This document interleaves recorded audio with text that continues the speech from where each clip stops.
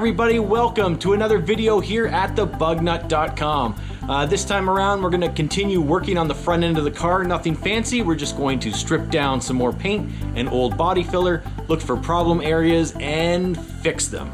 So let's get to work.